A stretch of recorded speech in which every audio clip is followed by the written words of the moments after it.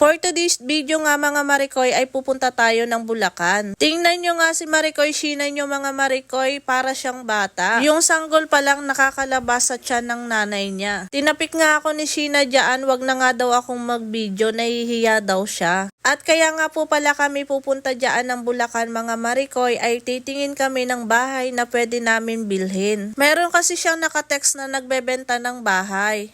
Kaya nga lumuwas muna kami ng Bulacan para makita namin kung ano yung itsura ng bibilhin. At nakarating na nga kami dito sa bahay nila sa Bulacan. Umaga na yan mga Marikoy. At bago nga namin kausapin yung may-ari ng nagbebenta mga Marikoy, naghanap muna kami ng pwede naming maging choices. Syempre mga Marikoy, kailangan may choices tayo kung bibili tayo ng bahay. Hirap na kasi kung ipipilit mo yung mga bagay na hindi naman pwede, baka mapasubo ka lang. Diyan nga po pala kami natulog mga Marikoy. At yan nga po pala ay niluto ng papa niya para sa almusal namin. Nag-fried rice nga lang pala ang papa niya and nagluto na din ng itlog. At itong pusa nga ito mga Marikoy ay nag-inat-inat pa, parang bagong gising lang din. At ang cute-cute nga din pala ng pusang ito mga Marikoy. Hindi siya takot sa tao. Mas nauna pa nga siyang naupo dyan kaysa kay Sheena. At nung tipong uupo na nga si Sheena ay ayaw umalis nung pusa.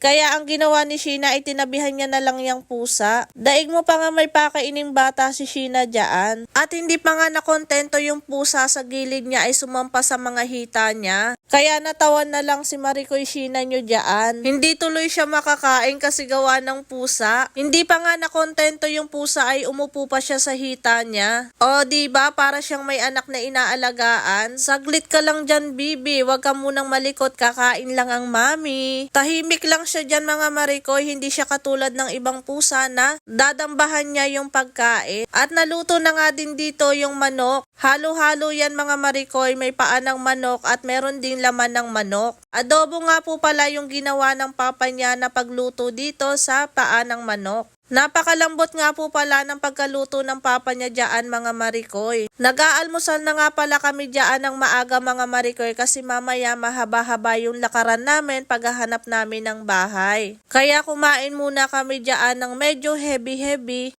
para kapag naglakad ka hindi ka manghihina. Ang sarap nga din palang partner ng fried rice sa itlog tapos meron pang paa ng manok. At pagkatapos nga namin kumain mga Marikoy ay lumabas muna kaming dalawa ni Sheena para bumili naman kami ng ulam para sa tanghalian. Maga alas 7 pa nga lang yan ng umaga mga Marikoy. Minsan nga lang pala kaming gumising ng maaga mga Marikoy pag may importanteng lakad. Pero kung walang importanteng lakad mga Marikoy, ang gising namin ay alas 11 o alas 12. Hindi na nga po pala namin na ipakita mga Marikoy ko anong binili namin sa palengke. Dahil nga natatakot nga kami maglabas ng cellphone dyan. Syempre alam nyo na may phobia. Yung part nga pala dyan mga Marikoy ay naghahanap na kami ng bahay na pwede namin bilhin. Ang kaso mga Marikoy, may nahanap nga kami tapos bigla namang nag-cancel. Kaya ayun, wala kaming nabili. At nung gabi na nga mga Marikoy ay nagluto naman tayo ng pork giniling with itlog. At pinartneran din natin yan ng sayote with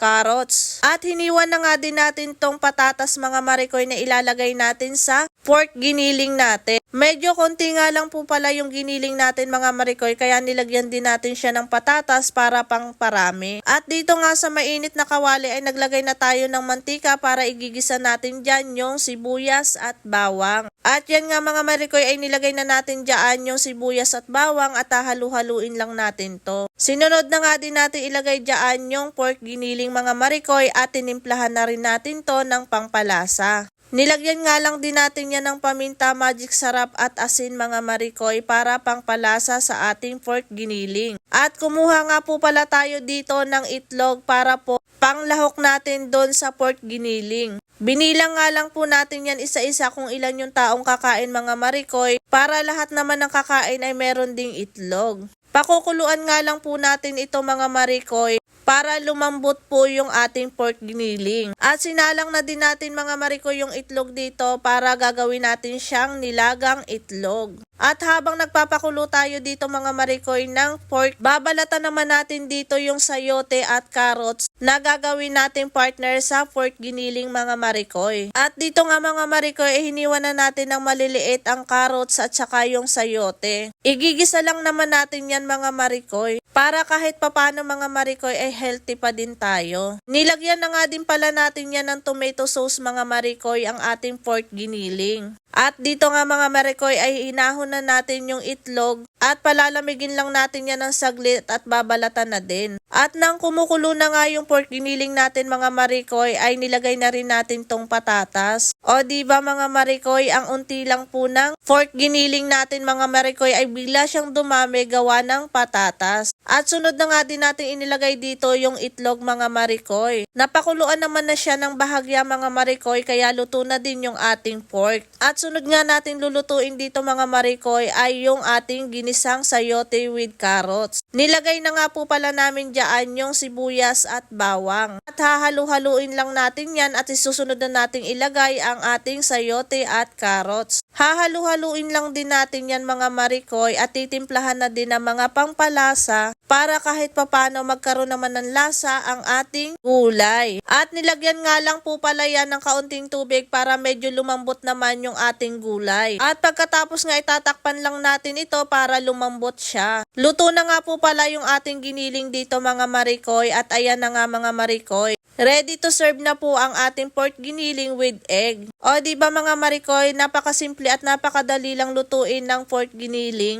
Kahit kayo mga marikoy, alam nyo na tong lutuin. At kahit nga po ang ating gulay mga marikoy ay luto na din. At yun lang mga marikoy, bye-bye!